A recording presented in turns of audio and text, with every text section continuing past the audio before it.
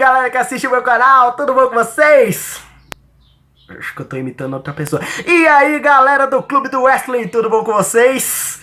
Se liga aí, se inscreva no canal, ative o sininho de notificação, dê o like nesse vídeo aí.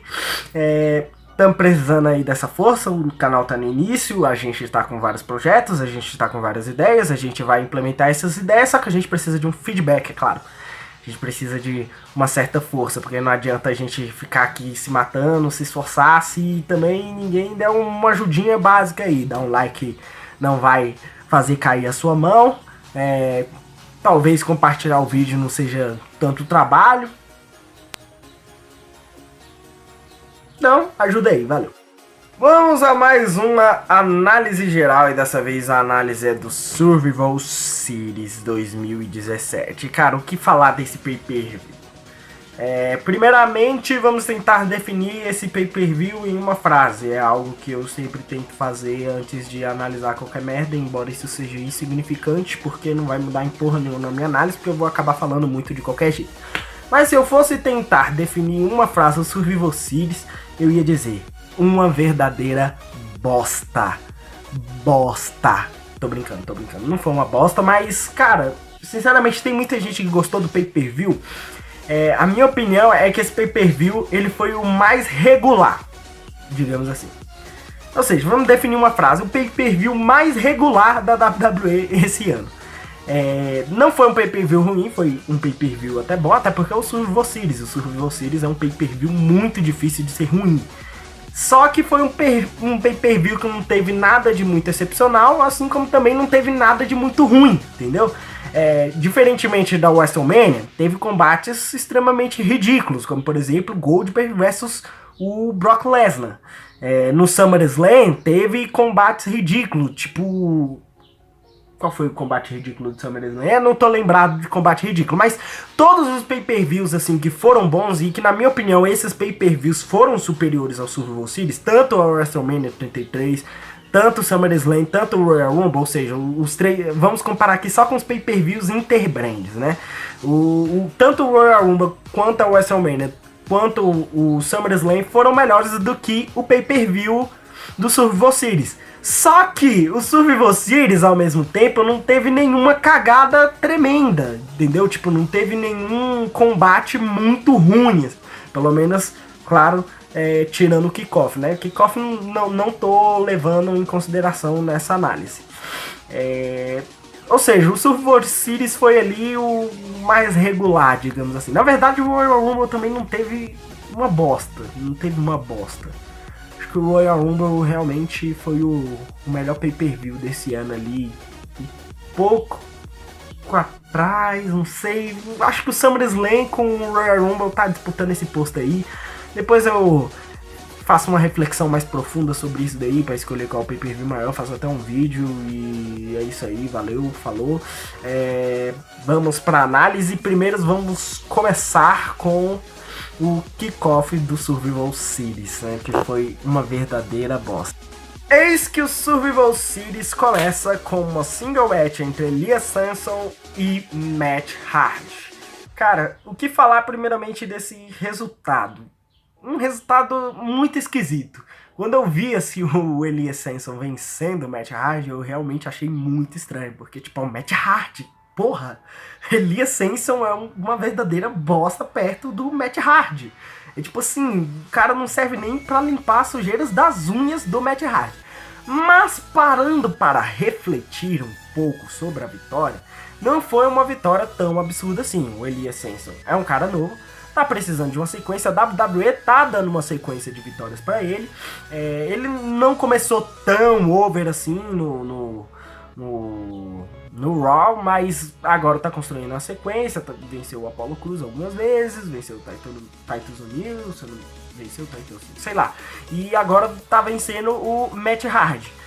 Cara, é uma vitória assim que ele tá precisando mais do que o Matt Hardy, mas também não deixa de ser esquisita, entendeu? Porque o Elias Samson realmente é muito inferior ao Matt Hardy em questão assim de credibilidade. A credibilidade do Matt Hardy é muito maior do que a do Elias Samson, o que torna essa vitória dele muito boa pra ele, né? Mas é péssima pro Matt Hardy, porque demonstra o quão desvalorizado tá sendo o Matt Hardy desde que o Jeff Hardy se lesionou. Na verdade, desde quando eles começaram a perder, desde quando eles perderam o título de tag, eles vêm sendo desvalorizados. Tanto é que com o Jason Jordan eles perderam pro The Mr. Rage. Tipo assim, uma das derrotas mais insanas que eu já vi também, né? Mais esquisita. Porque, tipo, The Mr. Rage vencer Matt Hardy, Jeff Hardy, Jason Jordan. Esquisito. Não deixa de ser esquisito. Mas também não é algo condenável, cara. Só é estranho. Só é uma coisa que fica assim, uma pulguinha atrás da orelha e você fica assim, sério que isso aconteceu? Tá, mas, tipo, foda-se. Também foi um combate irrelevante, ninguém ligou pra ele. Foi um combate kickoff, foda-se. Parabéns pro Elias Samson e que pena pro Matt Hardy, né? Tem que perder pra um cara que tá iniciando e que, na minha opinião, não tem muito potencial assim. Provavelmente no futuro não vai passar de um jobber. Mas se você achou que o Elias Samson vencer o Matt Hardy foi uma bosta, cara, o que você então deve achar do Enzo Amore reter o título Cruiserweight contra o Kalisto? Cara, na minha opinião, quando eu vi aquela merda, eu já tava esperando. Eu, inclusive, nos bolões aí, pelos sites por aí, eu apostei no Enzo Amore, porque eu já tava esperando que a WWE fosse fazer essa merda. Mas, cara, não deixa de dar um pesar no meu coração, cara, porque realmente, que escolha idiota, imbecil, retardada. Cara, a escolha do Enzo Amore pro título Cruiserweight consegue ser pior do que a escolha do Jinder Mahal, porque, tipo assim, a escolha dele ser campeão não tem propósito algum. Não existe propósito, não tem necessidade alguma.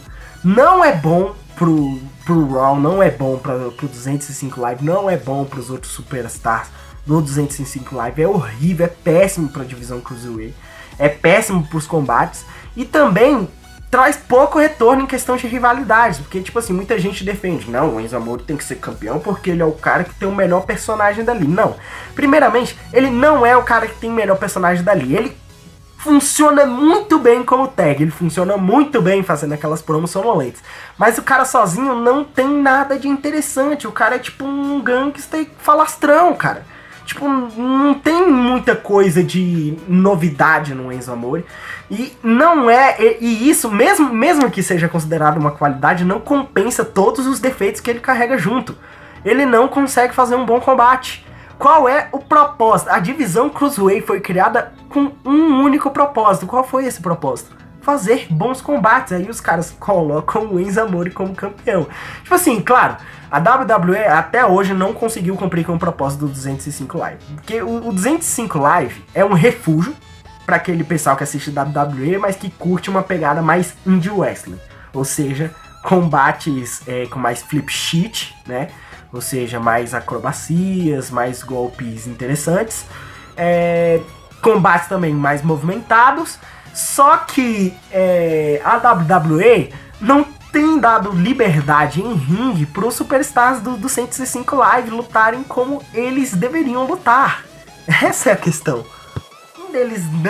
Além deles não darem liberdade em ringue pro superstars do 105 Live, eles também não dão tempo de luta. Por quê?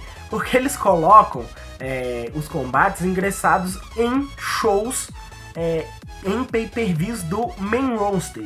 E eu acho que o 205 Live ele só vai dar certo. E realmente eu era um pouco contra essa opinião.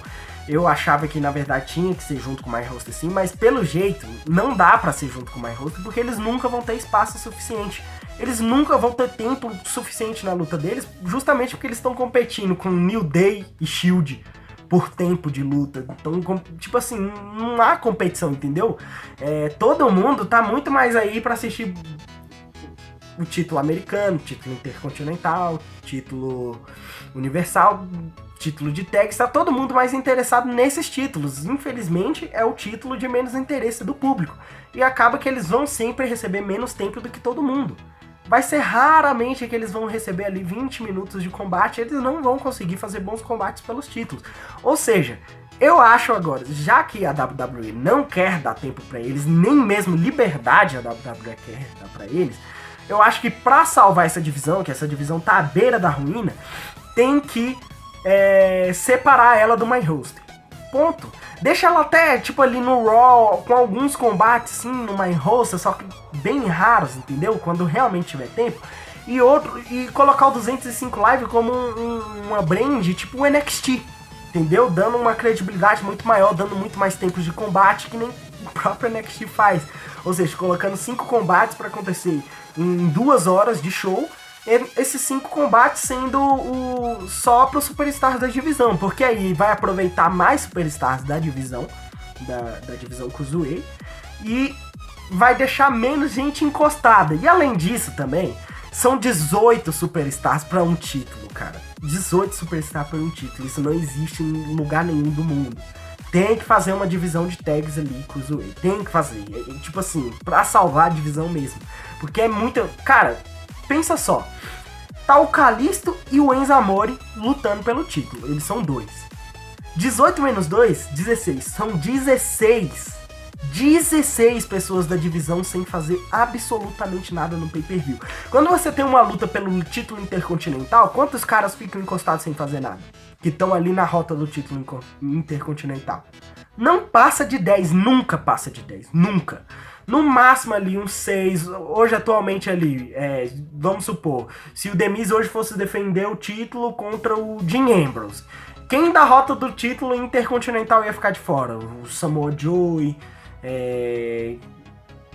Titus O'Neil, e olha que eu tô forçando muita barra, né? Tô forçando, tipo, colocando todos os jobs ali, não vai passar de 10, entendeu? A divisão Cruiserweight tem uma single match, fica 16 superstars sem fazer absolutamente nada, cara. Tipo assim, é ridículo isso, é ridículo. A forma como a divisão Cruiserweight funciona é ridículo, cara.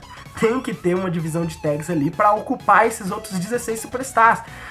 Não os 16 em si, contrata mais uns 4 ali e tira mais ou menos uns 10 superstars, uns 12 superstars, forma 6 tags ali, já faz uma divisão de tags. Tanto é que a divisão de tags do SmackDown e do Raw, ambas tem 6 tags cada uma. Uma divisão de 6 tags funciona. Aí fica 12 ali, deixa se tiver, por exemplo, uma divisão de 20 superstars, deixa 8 só pro título individual. 8 já é mais do que o suficiente para eles ficarem se trocando ali, fazendo rivalidades. Seria muito mais interessante e iria aproveitar melhor o roster da divisão Cruiserweight. Não é à toa que vai existir sim uma debandada. Tem muita gente querendo sair, não é pouca gente querendo sair. O Drew Gulak quer sair da divisão Cruiserweight, o Cedric Alexander quer sair da divisão Cruiserweight, o Rick Swann, o Gran Metalik, o Lince Dourado, todos esses querem sair da divisão Cruiserweight. O Jack Gallagher tá querendo sair. Tipo assim, é muita gente querendo sair, porque é uma divisão uma bosta. E além disso, eles não conseguem contratar ninguém.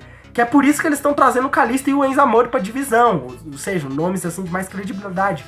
Porque fora, todo mundo tá vendo quão ridículo tá sendo essa divisão Cruiserweight, quanto ela não tem credibilidade alguma, e eles não conseguem contratar ninguém. Eles estão tentando contratar o Ricochet, que nunca vai pra essa porra de divisão. Quem é o retardado que iria? O Leo Rush, ele foi recrutado pro 205 Live, só que ele falou que queria ir pra NXT. E vai continuar nessa. Eles não vão conseguir contratar ninguém pra essa porra. Desiste, cara. Enquanto essa merda estiver funcionando desse jeito, e ainda mais com o Enzo Amore sendo campeão, aí é que vai debandar de vez. Não tem como deixar essa divisão do jeito que tá. Essa divisão vai morrer se continuar do jeito que tá. Tem que fazer mudanças drásticas mesmo, dar mais tempo de luta pro público se interessar, ter um pay-per-view exclusivo só pro 205 Live, que aí o público se interessa. Eu tenho certeza que o público se interessa, porque o público vai saber que vai sair algo bom de lá. Agora, enquanto tiver esses combates no live roster, o público vai estar desinteressado, porque sabe que eles vão ter pouco tempo e não vão ter liberdade em ringue. E ainda quando se coloca o Enzo Amore, esse filho da puta com essa cara aí de retardado, aí é que o povo não vai querer assistir mesmo. Ninguém liga pra essa porra de combate. Ninguém liga pra divisão Cruiserweight. Quando fala em combate 205 Live, quando fala de 205 Live na IWCBR, todo mundo caga. Todo mundo caga. Eu literalmente, quando eu postava sites, quando eu postava notícias no site da WWE em geral sobre o 205 Live, tinha 1 trilhão de comentários falando: ninguém liga pro 205 Live.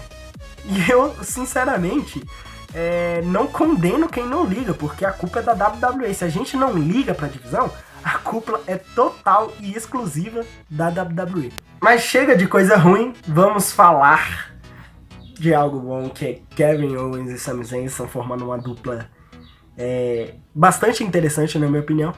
E vamos falar do combate entre Kevin Owens e Sami Zayn contra o Breezango, né?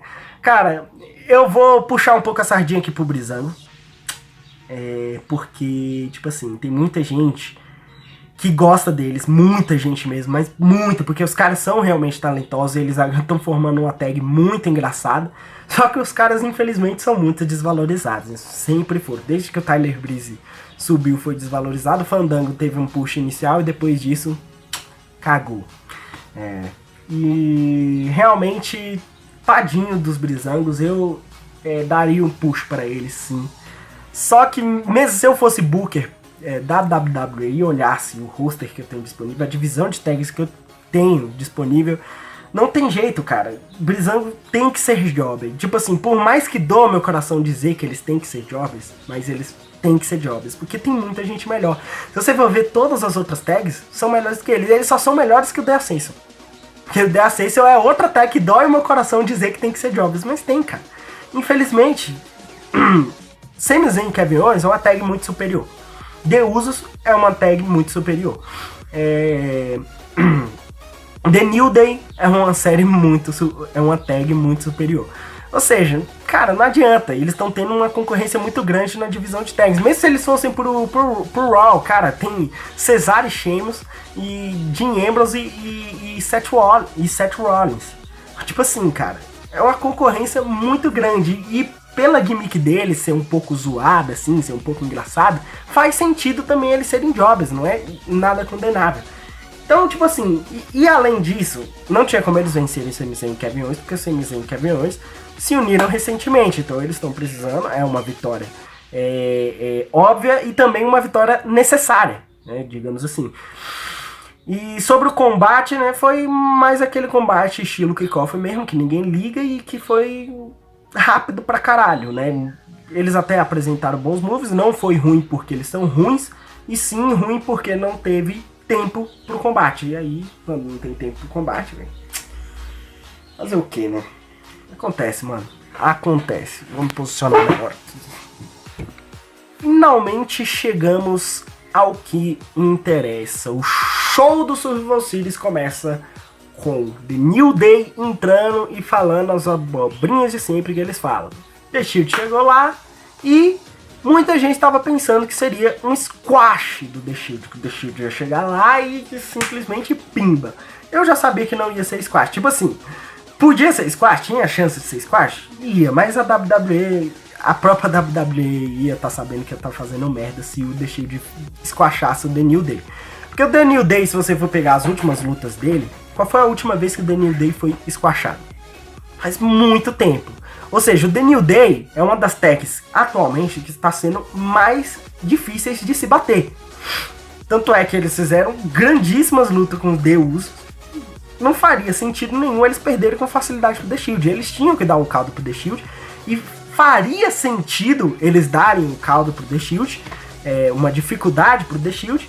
E não faria sentido eles serem squashados, porque, tipo assim, os caras estão do nada lá, sendo a tag mais difícil de bater, e do nada eles são squashados. Tipo assim, não faz sentido. Além de que, de não fazer sentido, também seria ruim, porque, tipo, muita gente pediu por esse combate do The Shield com o New Day, porque acreditava que seria um bom combate. Aí você, de repente, chega lá e escolhe que o The New Day vai ser squashado só pra aumentar a credibilidade do The Shield e sacrificar a grande oportunidade de ter um ótimo combate. E aí, a WWE acertou na dosagem de equilíbrio entre as tags. Foi um combate muito equilibrado, só que na minha opinião poderia ser um combate melhor. Foi um combate que faltou, assim, eu tinha mais expectativas por esse combate. No mínimo aí, 4.25 de Star. 4.25 de Star Ratings pra essa luta era o que eu esperava, só que eu dei 3.75 e realmente, na minha opinião, não deve passar de 4 stars em outros avaliadores, como Dave Meltzer, por exemplo. Foi um combate que deixou um pouco a desejar, na minha opinião. Podia ter tido um pouquinho mais de tempo, podia ter tido um pouquinho mais de dramaticidade, mas É isso daí. Foi um bom combate. O The Shield tinha que vencer. Não faria sentido o The New Day vencer. Faria sentido sim o The New Day dar uma dificuldade pro The Shield, mas, cara, The Shield vencer era mais do que necessário. É a primeira luta deles, retornando. E ver o The Shield perder vai demorar, cara. Sinceramente, os caras acabaram de retornar. E eles retornarem perdendo ia ser estranho. E acredito que se eles permanecerem como tag por mais uns 2, 3 meses, até tipo o Elimination Chamber, que eu acho que é até aí que vai durar a tag, porque no Elimination Chamber é onde, na minha opinião, vai rolar um Elimination Chamber match pelo one contender pelo título universal, onde o Roman Reigns vai participar. Então acho que a tag dura até aí, no máximo. Se ela durar até aí, ela vai vencer todos os combates.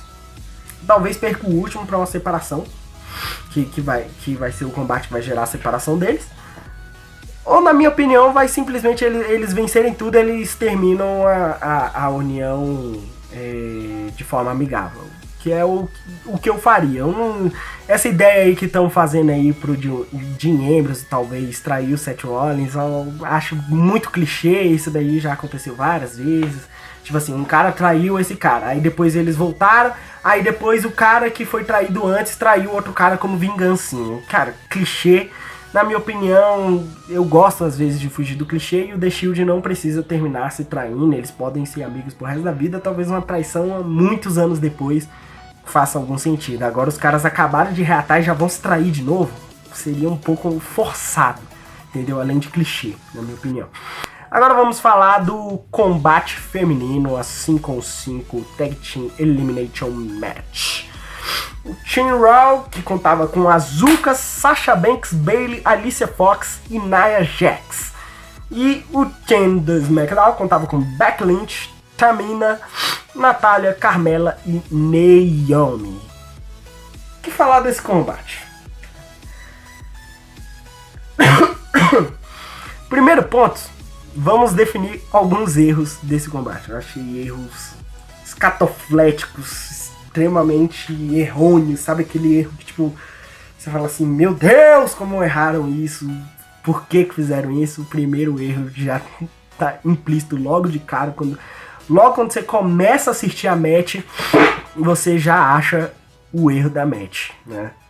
Que é a Becky Lynch ser eliminada com o roll-up. Cara, a Becky Lynch, ela tem uma cena com roll-up que é, tipo, muito estranha.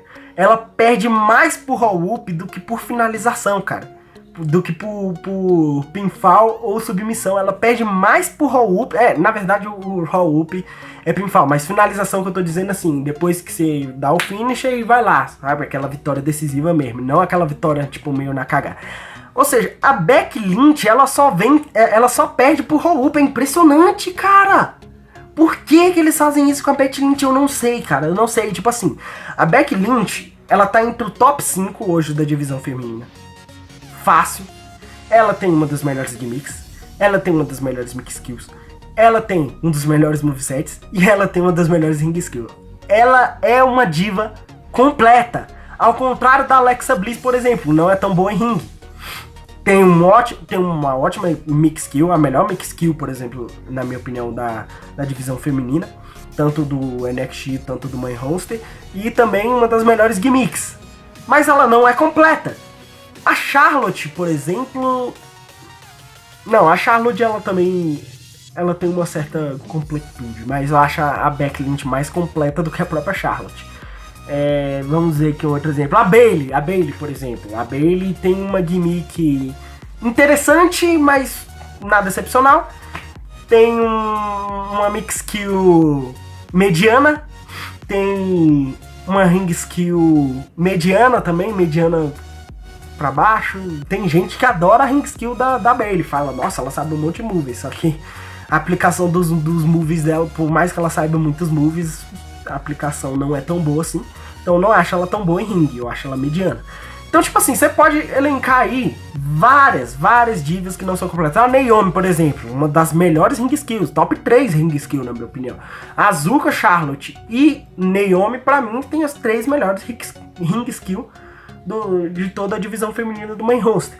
Só que ela não tem uma mix skill boa. Então assim, se você fizer uma comparação mais usual assim, tipo, vamos dar uma nota pra gimmick, uma nota pra ring skill, a Becky Lynch com certeza tá no top 5. Além de completa, além de ter nota 8 em todos os 4 quesitos, né? Gimmick, moveset, ring skill e mix skill.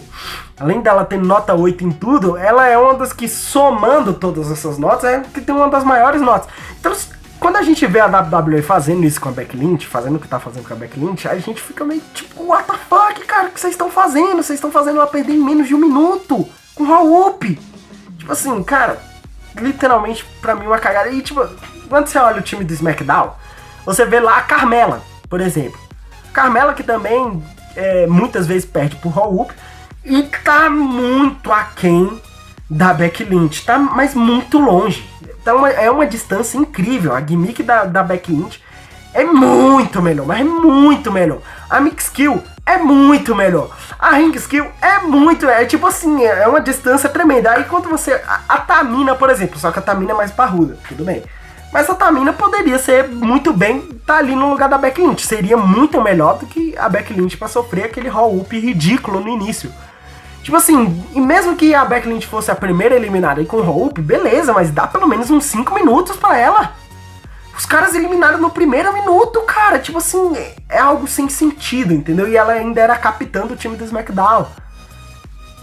E tem cara que ainda ri disso, entendeu? Que tipo assim, fica fazendo chacota com a Becky Lynch, sendo que tinha que fazer chacota com os caras que estão fazendo isso com a Becky Lynch. Porque quem tá perdendo é a WWE. Aliás, a Becky Lynch tá perdendo muito, mas quem tá perdendo é a WWE, cara.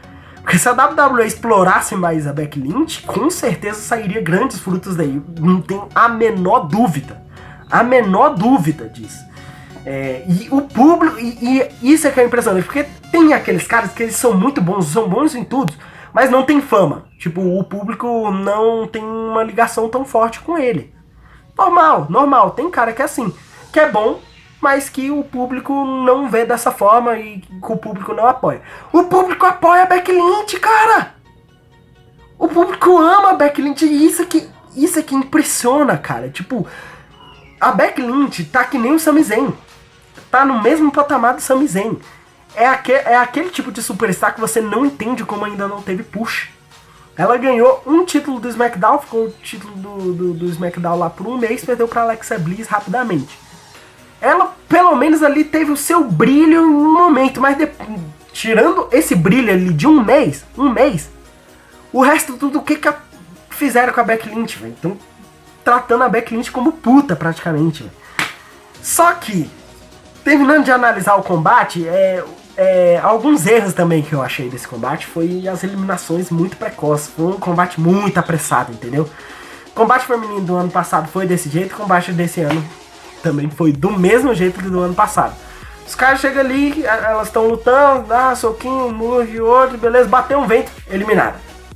Bateu o ventinho, eliminada. Ela caiu, deu um mau jeito aqui na perna, meu Deus, a mosquita me picou, pronto, eliminada. Entendeu? Deu um tapa na cara, ai meu Deus, deu um tapa na minha cara tá sangrando, 1, 2, 3, já foi eliminada, ai que merda. Tá desse jeito, cara, é ridículo. É ridículo, você dá 2 moves, um finish, acabou, a pessoa já tá eliminada, tá sendo assim. Eles fizeram 9 eliminações em menos de 30 minutos, o combate demorou menos de 30 minutos, foram 9 pinfalls, 9 em menos de 30 minutos, a gente foi dividir aí, a cada 3 minutos tinha um pinfall, velho, a cada 3 minutos um pinfall com sucesso, é muito exagerado isso, tipo, é ridículo, cara. Mas o combate também teve as suas qualidades, ele teve moves interessantes, sequências interessantes. E também foi um combate assim de ascensão à Asuka. As únicas que, na minha opinião, foram eliminadas de forma digna no time do Raw foi a Asuka e a Sasha Banks. Porque a Bayley também entrou nessa onda de ser eliminada com tapinha com ventinho. O ventinho foi, levou ela e acabou. Foi eliminada. A Nia Jax foi eliminada de uma forma tosca. Beleza, não descredibilizou ela, mas foi tosco a forma como ela foi eliminada. Novamente não, ano passado foi com uma submissão da Becky Lynch. Esse ano com 10 segundos fora. Tipo, trocaram. Era pra esse ano a Becky Lynch ter eliminado a Nia Jax E a Nia Jax, que naquela época ainda era invencível, sobrou submissão da... Tipo assim, trocaram, sacou? Trocaram as matches, mas tudo bem, velho. Tipo, tem certas coisas que não dá pra entender a WWE, cara, sinceramente. Mas pelo menos foi umas paradas assim meio chocantes. Chocou, sacou? O fato, algumas eliminações foram um pouco chocantes. A Naomi também foi eliminada de forma ridícula, parece. Opa, foi mal. Parece que houve um bot ali, que ela foi fazer a contagem na Alicia Fox, e acabou que a Alicia Fox sofreu o pinfall, e aí ela foi fazer a submissão, só que o juiz já tinha eliminado ela e chegou a Sasha Banks. Eu não sei se isso foi bot, mas acho que deve ter sido. Talvez não tenha sido, pode ter sido combinado. E ela foi lá simplesmente eliminar. Só que o engraçado de quando a Sasha Banks eliminou a Naomi é que a Sasha Banks mal pegou ela. Ela fez assim, ai, já tá batendo, ai, pelo amor de Deus. Tipo, demorou meio segundo de submissão, ela já bateu, cara. Tipo assim, não deu nem o draminha, sabe? Aquele draminha de a pessoa que tá lá, ah, meu Deus, eu vou chegar na corda! Droga! Que merda! Não deu nem esse gostinho. Tipo assim, ela tocou no pescoço quando ela sentiu que ela já... Ah, não, por favor, não faz isso não. Tipo assim, ridículo, cara. Tipo, tem umas coisas muito bizarras nessa match, entendeu? Não gostei dessa match, mas eu já esperava que a match fosse desse jeito. Eu já não esperava grandes coisas dessa match. Foi um pouquinho pior do que eu esperava, um pouquinho só, mas literalmente a forma como a WWE trata a divisão feminina é essa. Não dá. Mas a vitória foi correta, pelo menos isso, eles não erraram, porque tipo assim, a Asuka tá invencível. E também, se você olhar pro time do Raw, estuprava o time do SmackDown, cara. Tipo, não existia chance ali pro SmackDown. Eu até achei certo eles deixarem duas pro final pra Asuka bater as duas. Isso daí, nada. Tipo, é exagerado, mas é um exagero bom, porque é pra elevar a Asuka, entendeu? Mas, assim, realmente, cara, foi um combate muito ruim. Muito ruim, cara. Podia ter sido muito... Tipo assim, não foi um combate ruim. Só que em relação ao que ele poderia ter sido, foi um combate ruim. E é esse que a gente vai para The Miz e Baron Corbin, cara. O que eu achei desse combate? Foi o pior combate. Do My Card do Survivor Series. Só que não foi um combate ruim. É por isso que eu tô falando, quando eu falei no início que o Survivor Series foi um pay-per-view que não teve nada de muito cagado, entendeu? Tipo aquelas matches que são menos de 2 stars. Não, essa daqui foi uma 2.75. Tipo assim, não foi uma match ruim, entendeu? Também não foi uma match boa, mas não chegou a ser uma match ruim, não foi nada cagado. E também terminou com a vitória do Baron Corbin, né? O que eu achei dessa vitória do Baron Corbin? Muita gente achava que o The Miz ia vencer. Eu também achava que o The Miz ia vencer. Por quê? Porque o The Miz tá sendo um dos caras mais difíceis de ser vencidos ultimamente. Porque o cara tem muita ajuda, entendeu? No ano passado ele era hiper difícil de se vencer, tanto é que ele fez um grande reinado com o título intercontinental. Esse ano, ele tá um pouco mais fácil de vencer, ele teve algumas derrotas ridículas, como por exemplo pro John Cena e pra Nikki Bella, algumas derrotas ridículas pro Ambrose, mas ele também teve muitas vitórias.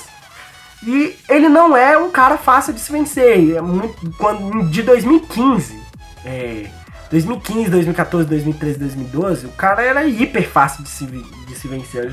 Na verdade, entre 2014 e 2015, o cara era um jobber.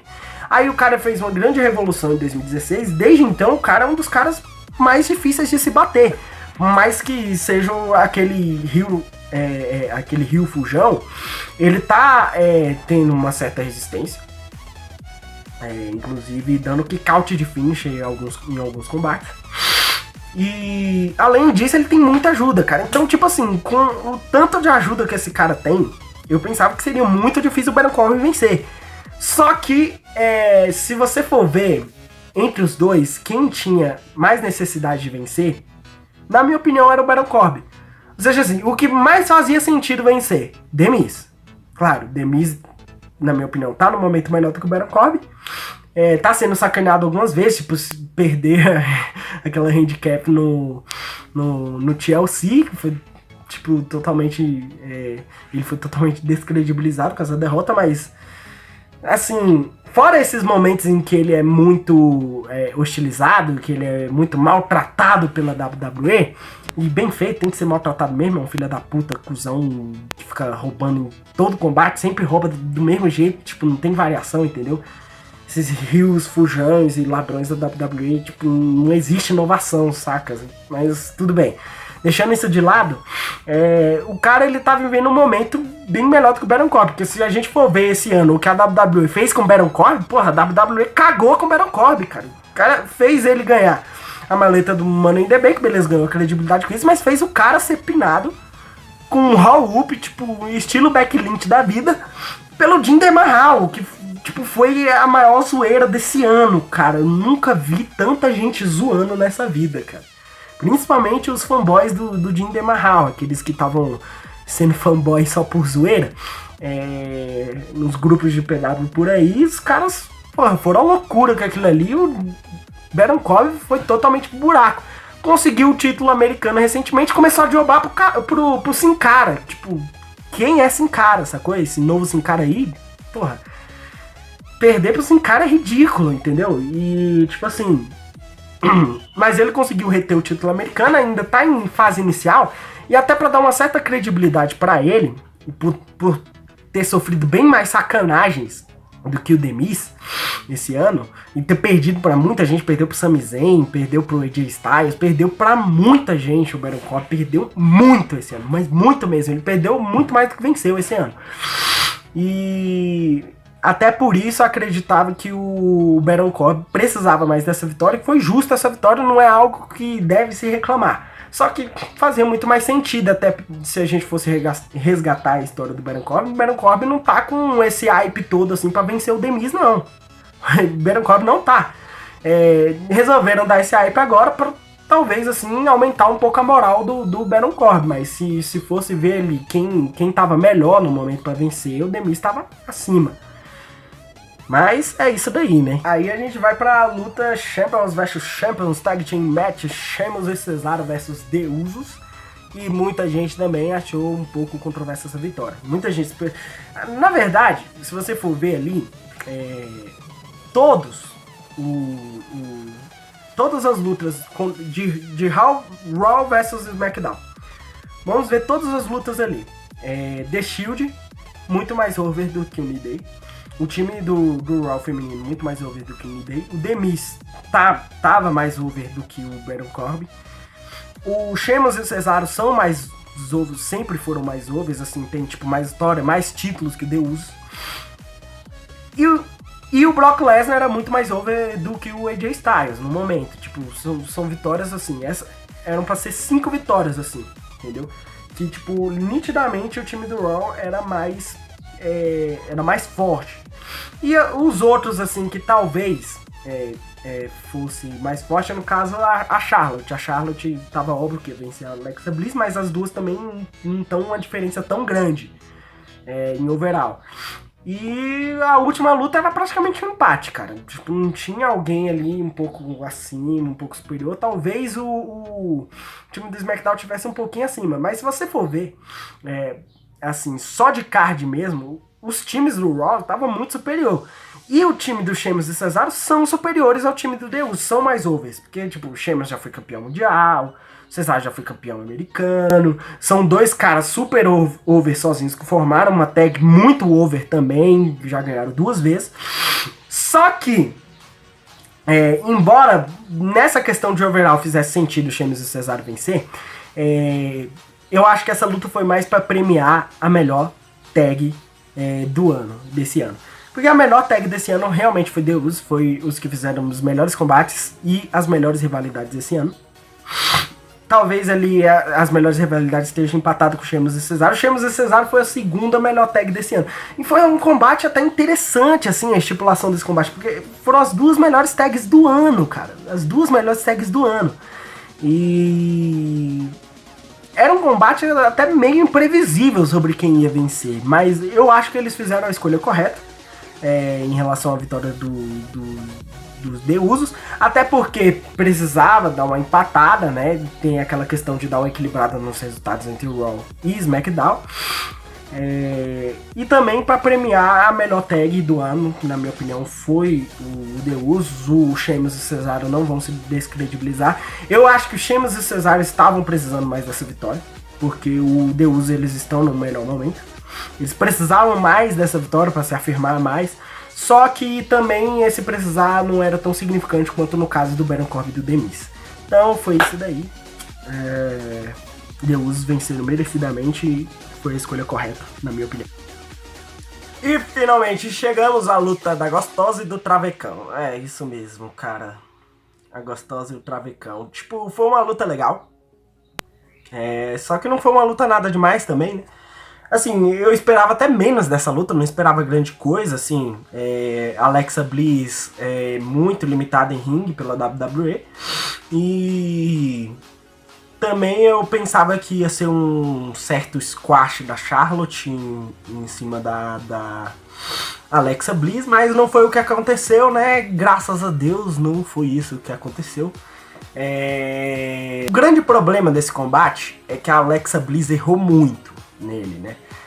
Teve aquela vez em que ela foi fazer aquele golpe em que ela dá uma joelhada nas costas da Charlotte, né, da segunda corda, e aí ela vai dar um mortal, ela não acerta bem a Charlotte. Também tem a vez em que ela prenuncia o fato de que a Charlotte vai colocar o pé na corda, né, porque ela vai tentar pegar as duas pernas, depois ela, opa, esqueci, pega só a perna esquerda dela, faz o pinfall, aí a Charlotte vai lá e coloca a perna direita, aí ficou óbvio ali o que ia acontecer.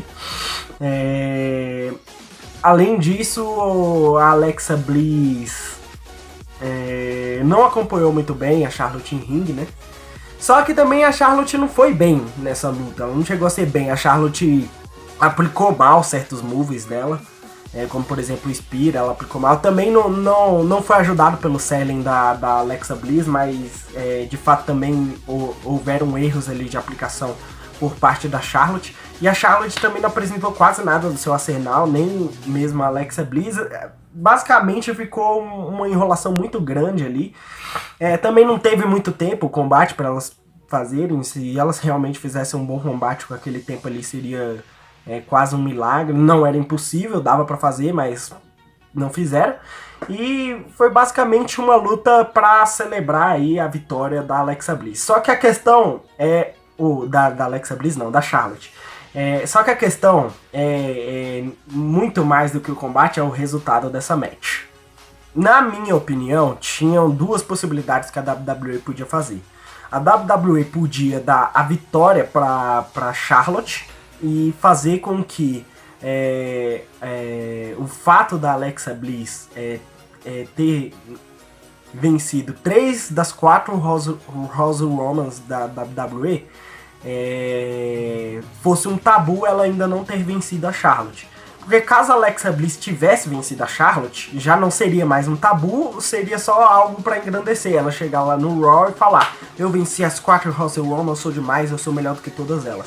Não, ela sem ficar vencendo a Charlotte dá uma possibilidade de uma rivalidade futura entre elas, onde a Charlotte seja o grande tabu da Alexa Bliss, porque já que ela venceu todas as House Romans menos a Charlotte, vai ter algo interessante para algum dia elas rivalizarem, talvez ano que vem, talvez daqui 2 anos, mas vai ser muito interessante o próximo combate delas, se for pelo título, assim, vai ter esse elemento da storyline para eles poderem usar, e por isso que eu acho que eles fizeram a escolha correta em deixar a Charlotte ganhar, mas também não acho que teria sido uma escolha ruim ter deixado a Alexa Bliss mais over do que está, embora, tipo, eu acho que a Alexa Bliss não deveria estar tão over assim, mas já que eles estão fazendo, eu até pensei que fazia sentido a Alexa Bliss vencer a Charlotte, porque a Alexa Bliss realmente está muito over dentro da WWE, e se eles querem continuar deixando ela over, seria um feito em tanto ela vencer a Charlotte e poder dizer que venceu as 4 House Women da WWE. Continuando, né, eu acho que a grande questão desse contexto aí do combate entre AJ Styles e Brock Lesnar, na questão do resultado mesmo, é que o resultado, além de óbvio, era extremamente necessário, e que eu não entendo aquela galerinha que tava pedindo rancorosamente por uma vitória do AJ Styles, porque sinceramente Por mais que o AJ Styles tenha mais qualidade do que o Brock Lesnar, isso é inegável, tem uma gimmick... Uma gimmick... para a gimmick dos dois. Tem uma mix skill um pouco superior, tem uma ring skill muito superior, um moveset muito superior. Só que não fazia sentido ele vencer, primeiramente pelas características físicas. A WWE ela sempre dá mais push, sempre dá mais overall para caras que têm um porte físico maior, até para ter um pouco de lógica científica dentro da WWE, coisa que não acontece muito na Indie Wrestling, que eu acho, inclusive, que a WWE nesse quesito tá correta, embora isso sacrifique um pouco a qualidade dos combates, né, porque geralmente esses grandões sempre squasham os pequenininhos e acaba que fica quase impossível de um grandão e um pequenininho dentro da WWE fazer um bom combate. Só que o AJ Styles conseguiu provar o contrário, ele conseguiu fazer um bom combate com o Brock Lesnar, principalmente porque a WWE deu espaço, Brock Lesnar deu espaço pro AJ Styles atuar, né?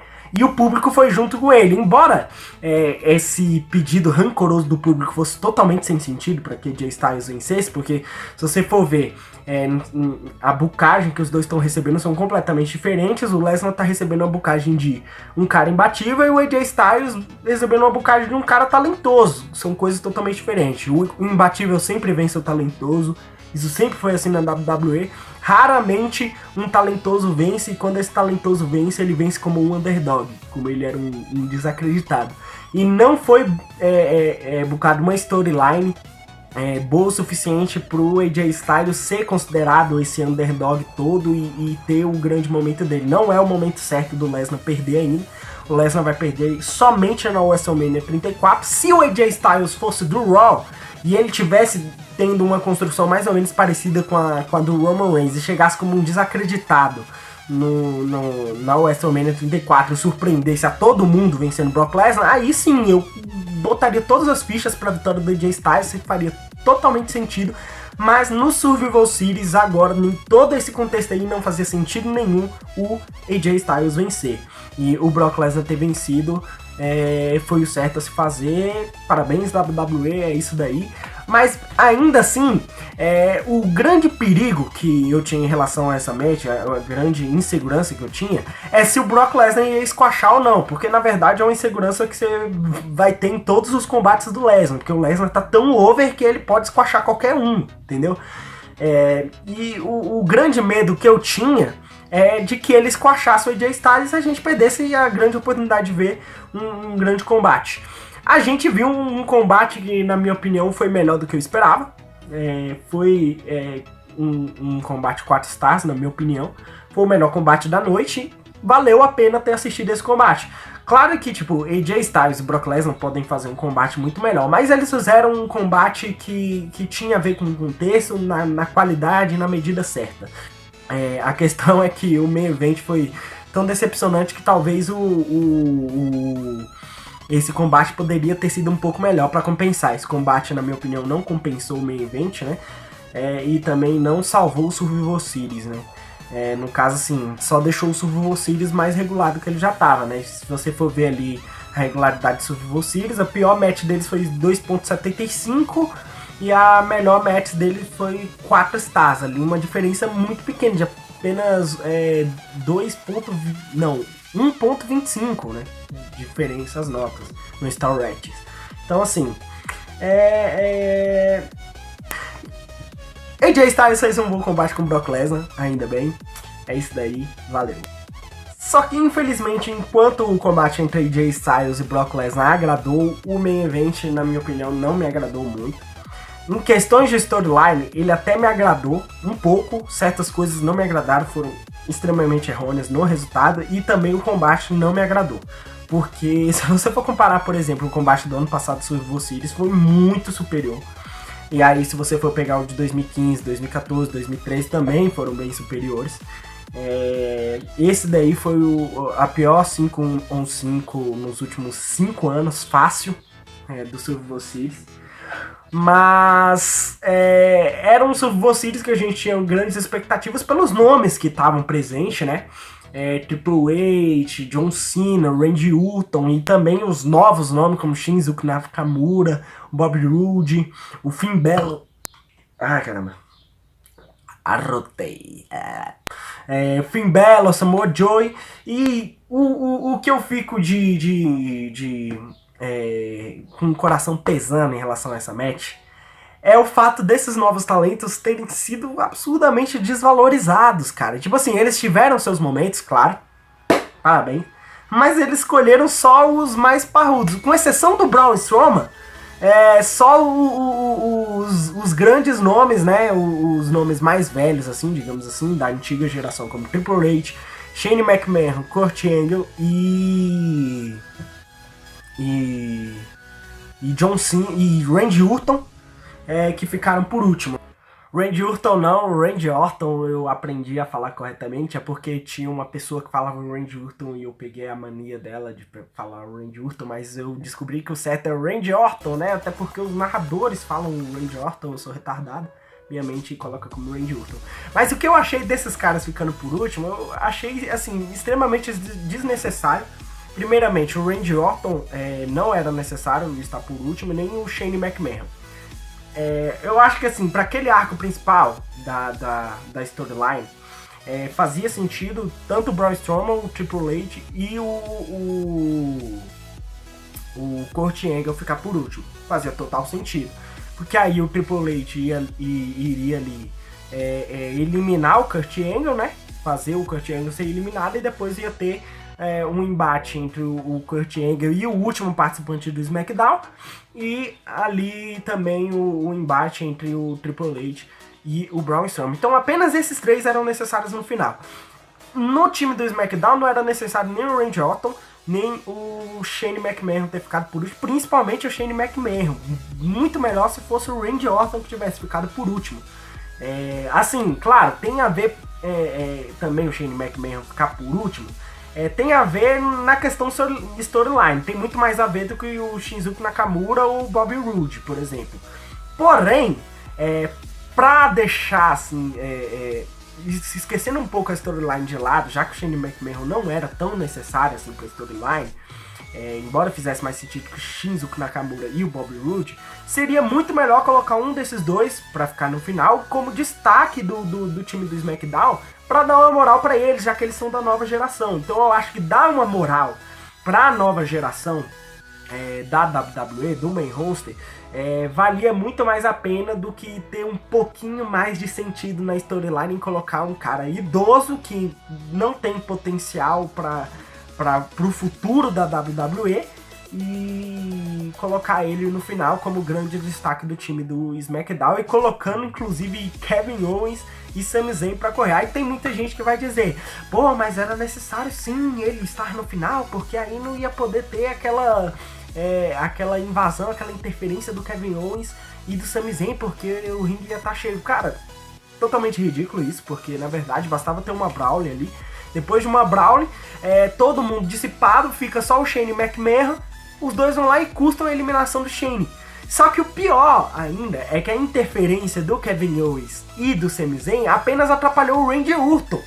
Acho que deveria ter custado a eliminação do Shane McMahon, né? É claro que tem a ver com o fato de que o Randy Orton ele pode chegar e rivalizar com o Kevin Owens e o Sami Zayn rivalizar com o Shane McMahon, mas mesmo assim dava pra ter feito isso no meio do combate. Por exemplo, o Kevin Owens e o Sami Zayn vão lá, briga, só tá o Shane McMahon e o Randy Orton da vez, aí eles custam a eliminação do Shane McMahon, e o Randy Orton vai lá e expulsa o Kevin Owens e o Sami Zayn, né, pra eles poderem continuar de boa ali, dar umas cadeiradas neles, e aí já tem o embate.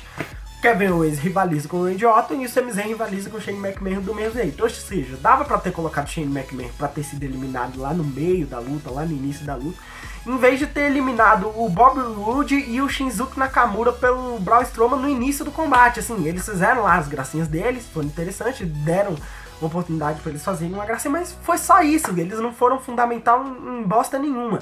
O Finn Balor e o Samoa Joe, eles tiveram uma participação no Raw muito interessante. Embora eles tivessem sido os primeiros eliminados, mas tinham que ser mesmo pela lógica da storyline, Ali realmente não tinha como evitar, mas eles tiveram muito mais peso dentro da storyline do time do Raw, enquanto o Shinsuke Nakamura e o Bobby Roode não tiveram peso nenhum dentro dessa storyline, não tiveram destaque, entendeu? Eles fizeram lá a gracinha e depois ajudaram a dar um superplex lá o suplex em cima da mesa no Strowman, foi só isso. E aí acabou que os caras não ganharam destaque nenhum, enquanto o Samoa Joe ficou atrapalhando lá o time do Raw, o que pode gerar aí futuras rivalidades pra ele, e o Finn Balor. Mas é isso aí, cara.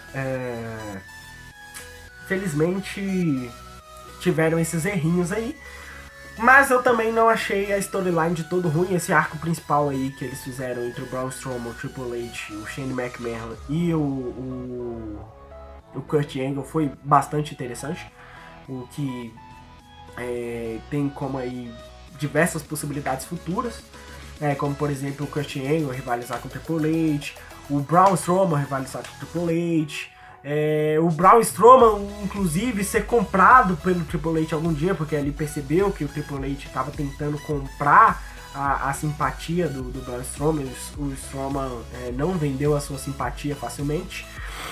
Mas um dia pode vender, ou talvez não, possa ser um cara que vai acabar com o Triple H, mesmo assim, né? Tem diversas possibilidades.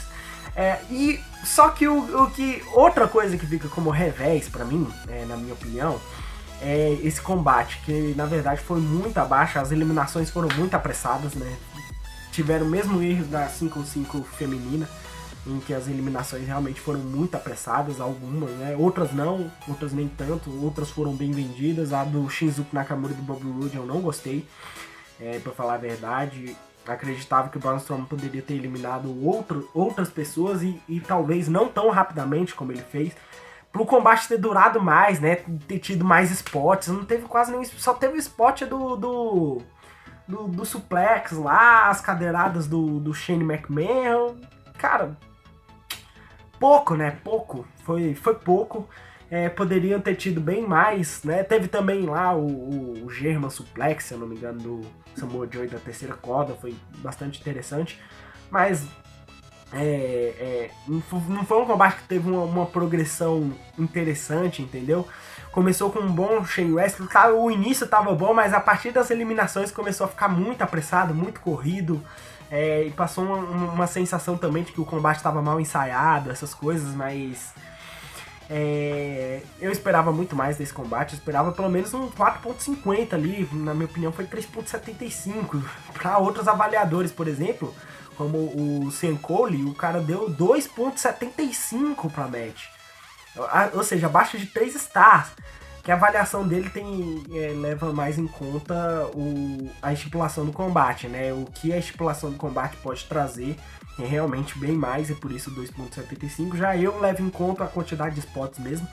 3.75 pra mim parece uma nota justa.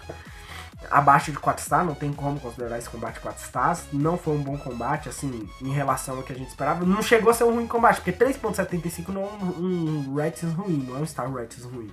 Mas em relação ao que a gente esperava, em relação ao main event de Survival Series, que é um dos maiores pay-per-views da WWE, se eu não me engano, o terceiro pay-per-view mais importante da WWE é o Survival Series, né? Primeiro é o WrestleMania, o segundo é o SummerSlam, o terceiro é o Survival Series e o quarto é o Royal Rumble. E realmente, cara, foi triste, eu achei triste. Eu sinceramente achei triste. O fato desse main event ter entregado muito pouco. E pela segunda vez seguida o main event do Survival Series decepciona, né? Assim, embora o Survival Series do ano passado eu aprovei a forma que fizeram, mas esse ano não tem como aprovar, né? Mas é isso daí, galera, foi mais uma análise do... Meu Deus, tô confundindo com o meu canal antigo. Foi mais uma análise do Clube do Wrestling aí pra vocês. Não se esqueçam de se inscrever, ativar o sininho de notificações, deixar o seu like nesse vídeo, compartilhar o vídeo com seus amigos. É isso aí, valeu, falou. E fiquem esperando aí que vai ter muito mais dessas análises. Se vocês gostaram dessa análise, dê um bom feedback aí, mostre nos comentários. Se você também não gostou, manda eu tomar no cu, porque eu sou um filho da puta do caralho, eu sou um merda, tudo bem. Que eu falo mal pra caralho, que eu sou feio pra porra, podem falar, sejam sinceros aí nos comentários, eu vou ler todos. E valeu, fui!